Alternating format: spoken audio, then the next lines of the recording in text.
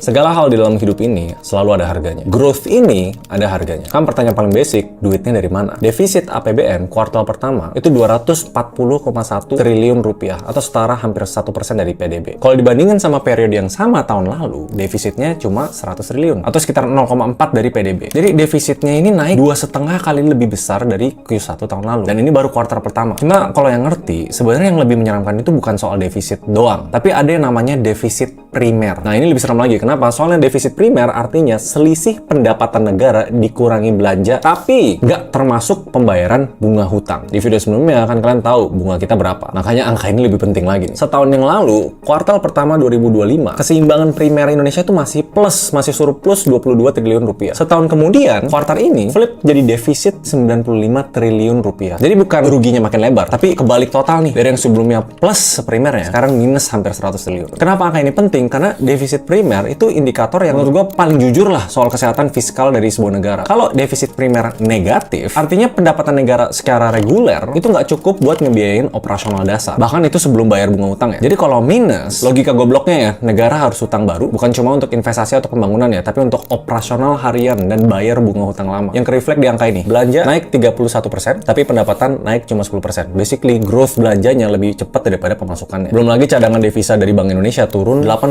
miliar dolar di kuartal pertama dan masih tertekan. Kenapa turun? Salah satunya ya harus usaha dong, intervensi market biar rupiah nggak jeblok makin dalam. Again, logika bodohnya ya. Mungkin gua nggak sepinter itu. Tapi siklusnya gini, defisit makin lebar, pemerintah utang baru, tekanan ke pasar SBN, yield naik, modal asing lebih hati-hati, rupiah lemah, BI intervensi, cadangan devisa turun. Jadi semuanya nambung. Ya mungkin nyambung ke poin terakhir, yaitu kita, gua, kalian yang nonton video ini pasti nanya, ini kan grow nih, siapa yang